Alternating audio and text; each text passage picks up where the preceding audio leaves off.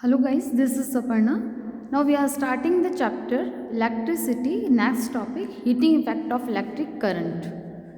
You can see here the circuit is considered as a diagram.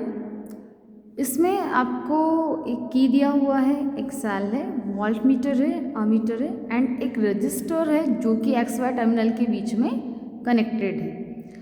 अब यहाँ पर जब हम की को ऑन करते हैं तो आई करंट फ्लो होता है जो कि एक वी वोल्ट पोटेंशियल डिफरेंस के सिस्टम में फ्लो कर रहा है। अमीटर एक ऐसी डिवाइस है जो कि यूज़ की जाती है करंट के अमाउंट को मेज़र करने के लिए and the voltmeter is a device which is use to measure the amount of potential difference here.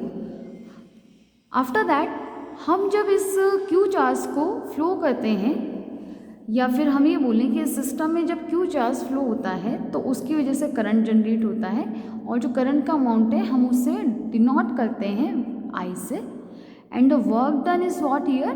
Q charge को पोटेंशियल डिफरेंस से हम प्रोडक्ट करवाएंगे या फिर हम इससे मल्टीप्लाई करेंगे तो जो हमें ज्ञान होगा this is called the work done here. So the work done is equal to V Q and according to that जो rate of work done is this is called the power and power is what here vq upon t।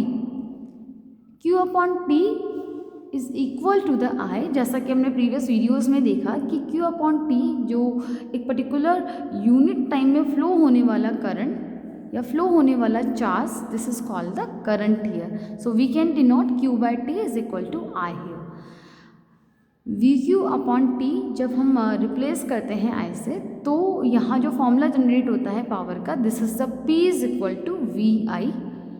After that अब हम बात कर रहे हैं energy की, तो consuming power यानी कि एक पर्टिकुलर यूनिट टाइम में कंज्यूम की जाने वाली पावर को ही हम एनर्जी बोलते हैं and the consuming power in a unit time is called the amount of energy here. So we can write the energy is equal to V I T. So अब आपने देखा होगा मोस्ट ऑफ अप्लायंसेस जो हम use करते हैं electric appliances, इन appliances में most of amount में जब आप इनका यूज़ करते हैं या ये बहुत लॉन्ग टाइम तक जब यूज़ किए जाते हैं तो इनमें हॉट वाली सिचुएशन जनरेट होती है। यानी कि अगर आपने कभी टच करके देखा हो तो फ़ैन अगर कंटिन्यूसली 2-3 आवर्स के लिए कंटिन्यूसली चल रहा है तो आफ्टर दैट जब हम स्विच ऑफ कर देते हैं एंड वी कैन टच तो हम फील करेंगे कि वहाँ पर एक हीटिंग इफेक्ट जनरेट हो जाता है and this is what this is the transformation of energy in the heat form, right. तो यहाँ हम एक कंजर्वेशन जो वर्ड यूज़ करते हैं जनरली केमिस्ट्री में लॉ ऑफ कंजर्वेशन, वो हमें ये बताता है कि कंजर्वेशन का मीनिंग ये है कि जो चीज़ ना तो डिस्ट्रॉय की जा सकती है ना ही क्रिएट की जा सकती है बट ये एक फॉर्म से दूसरी फॉर्म में कन्वर्ट हो सकती है। So this is what this is the conservation form.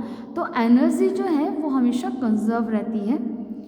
तो जब एनर्जी जो कि मैकेनिकल या इलेक्ट्रिकल एनर्जी है जब ये ट्रांसफॉर्म होती है in the heating energy this is called the heating effect of the electric current. So we can say here heat is equal to V I T.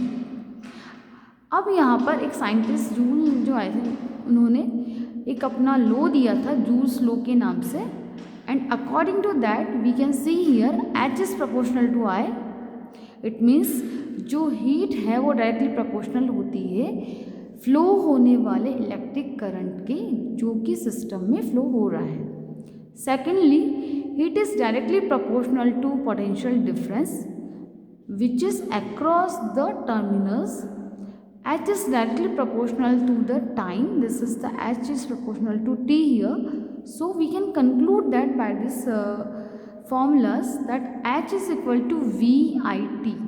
It means जो heat energy है वो depend कर रही है तीन factors पर। First is the potential difference, second is the current and third is the time. So इसी law को जूल ने जो नाम दिया था वो नाम था heating effect of electric current because यहाँ इलेक्ट्रिक करंट की वजह से हीट जनरेट हो रहा है that's why the law was given as the heating effect of electric current of Joule's law. So the formula is what here H is equal to I square RT।